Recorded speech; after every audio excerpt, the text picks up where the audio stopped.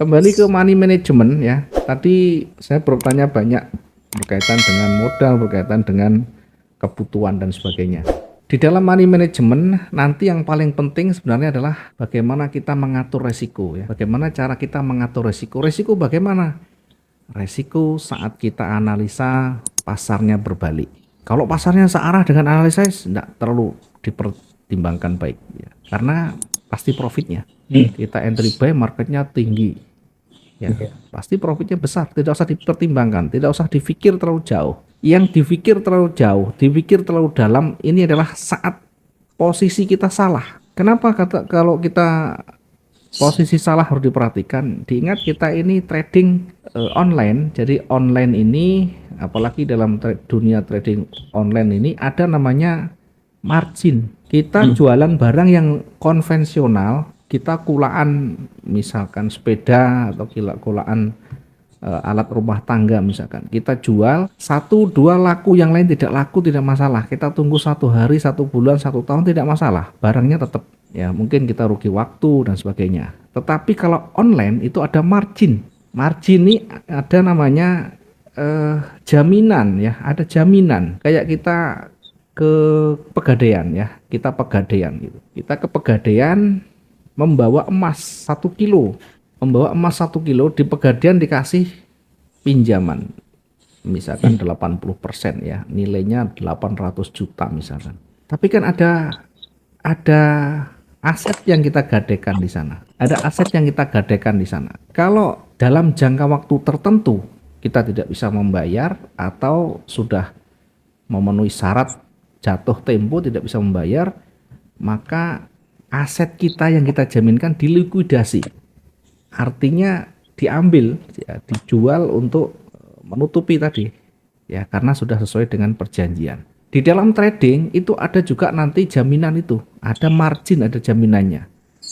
Jadi kalau misalnya kita menggunakan leverage 1:100 misalnya, di dalam dunia trading itu standarnya untuk bisa trading 1 lot itu modal yang dibutuhkan minimal 100.000 US dollar. 100.000 US dollar.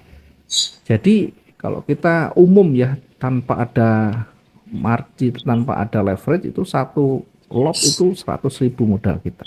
Nah tentu tidak semua orang pakai ini, tidak semua orang punya modal sebanyak ini. Maka broker menjembatani dengan satu instrumen namanya leverage ya, 1:100 misalnya. Sehingga untuk bisa transaksi 1 lot tidak perlu kita deposit 100.000 US dollar. Cukup dengan 1.000 dolar. Dengan leverage 1:100, itu artinya 1 dolar uang kita gunakan untuk jaminan, untuk mendapatkan pinjaman senilai 100 dolar. Sehingga kita bisa transaksi dengan lot yang lebih besar, dengan modal yang lebih kecil tadi. Tapi jangan lupa, ketika jaminan kita sudah mulai kecil atau batas minimal sudah tercapai, maka broker akan melikuidasinya. Berapa biasanya margin call? Ya rata-rata 90% modal atau di atas 80% lah. Ya masing-masing broker punya aturan sendiri. Rata-rata MC itu ya di atas 90% modal. Artinya minusnya itu sudah lebih dari 90%. Ada yang 80%, ada yang bahkan 95%, tergantung keputusan kebijakan masing-masing broker. Jadi intinya biar kita tidak MC, biar tidak terjadi MC, maka jangan sampai minus kita atau floating minus kita itu lebih dari 80%. Kalau 80% bagaimana? Ya sama saja mendekati habis. Jadi kalau modalnya 1.000, minus kita sudah 800, ini sudah berbahaya dan pasti akan kena nanti MC ya. Sebentar lagi akan kena. Ini trading yang tidak sehat seperti ini. Yang sehat, trading yang sehat itu posisi minus keseluruhan ya. Kalau kita punya posisi berapapun ya, 10, 5 transaksi, yang masih sehat itu harusnya di bawah 20%. Di bawah. Jadi kalau sudah di atas 20% sudah siaga, sudah berat untuk mengembalikan. MC memang mungkin agak jauh, tapi menuju ke sana nantinya. Maka ketika modal kita $1.000, kita punya posisi misalkan yang banyak. Itu batasi maksimal $20, 20% atau sekitar $200. Ini sudah harus selesai. Sudah harus selesai untuk keamanan, untuk ketahanan kita. Di atas itu akan semakin berat nantinya. Nah, yang paling aman tentunya di bawah ini. Ya, biasanya standar atau yang umum dipakai teman-teman trader yang menginginkan keamanan yang tinggi itu biasanya resiko itu hanya mengambil 1-5% per transaksi. Nah, yang idealnya ya maksimal 2% per transaksi. Itu artinya begini, kalau kita modalnya $1.000, maka setiap transaksi kita hanya merisikokan sebanyak $20. Sebanyak $20. Artinya minus kita itu ya sekitar $20 ini harus selesai di close. Nah, lotnya bagaimana lotnya? Ya, lotnya nanti menyesuaikan. Kita ini mau rugi itu di jarak berapa dari titik entry-nya. Kita bisa menggunakan pips. Kita bisa menggunakan pips. Ya, pips itu kesatuan terkecilnya. Jadi misalnya saya menggunakan emas ya, harganya pertama 1980 ya. Kemudian bergerak naik 1982. Ini artinya bergerak 20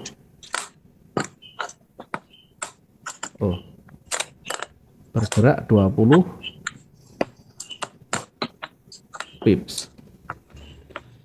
Saya menyebutnya 200. Saya menyebutnya 200. Jadi naik 200. Biasanya saya gunakan angka 200 ini sesuai dengan yang ada di MetaTrader. Tetapi ini adalah 20 pips. Yang penting menyamakan dulu persepsi dulu ya. Saya biasa menyebut 200 ini ya. Berarti kalau 200 20 pips. Kalau 500 berarti 50 pips ya. Ada kalanya saya bahkan selama ini menyebut ini adalah 200 pips. Yang penting tahu maksud saya. Oke, sekarang kita kembali ke resiko ini ya. Kita kembali ke resiko, menghitung resiko ini. Biar nanti kita juga lebih hati-hati, lebih tepat di dalam menempatkan resiko kita. Saya ulangi lagi ya. Saya misalkan kita ambil resiko per transaksi 2%. Per transaksi. Modal saya contohkan misalnya $1.000 ya, paling gampang ya, $1.000 contoh misalkan. Itu artinya $20 saya resikokan per transaksi. Jadi kalau $20 saya resikokan per transaksi, maka untuk MC setidaknya kita akan terkena MC setelah transaksi itu mendekati 50 kali. 50 kali transaksi. Kalau transaksi 50 kali berturut-turut kita gagal, baru kita MC. Jadi pertanyaan, kalau kita sampai transaksi 50 kali gagal, berarti ada yang salah dengan diri kita. Ini rata-rata 5 kali transaksi, kalau salah terus-menerus, maka berhenti, lanjutkan hari esok. Kita evaluasi dulu. Bisa jadi karena terburu-buru, bisa jadi karena kita belum menguasai teknikal, bisa jadi kita belum bisa kontrol emosi kita. Sehingga kalau 5 kali transaksi salah terus, maka 10% semuanya. 10% dari 1000 itu hanya 100, masih jauh. Kekuatan kita masih kuat sekali. Masih ada $900. Nah, itulah pentingnya kita mengambil resiko. Nah, sekarang kita menentukan lotnya.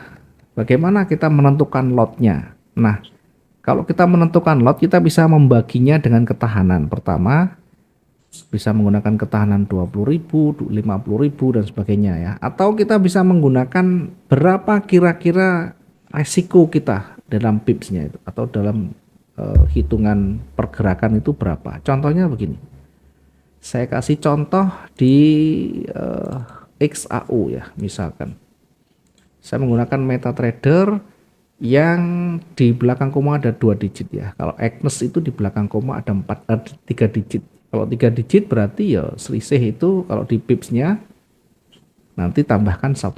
Nah, ini saya contohkan dulu menghitung pipsnya di sini. 1991 atau saya taruh di sini di ujung atas, kemudian di ujung bukaan hari ini. Ya, untuk menghitung berapa pipsnya, ya kita tinggal menggunakan crosshair kalau yang laptop. Kalau di HP ya tinggal selisihkan saja 1992 selisihkan 1977 ya. Tinggal nanti selisihkan dikalikan 100.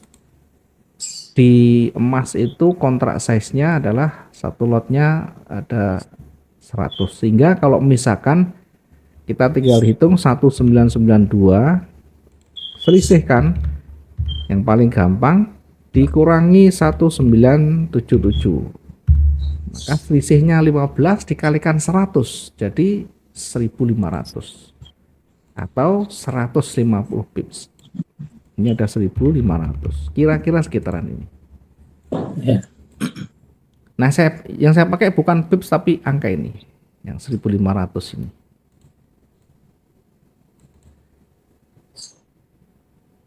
Untuk menghitung lot, nah sekarang untuk menghitung lot, maka kita perlu meresikokan berapa. Contoh misalkan saya entry di sini, misalnya saya entry sell ya, saya entry sell contoh ya.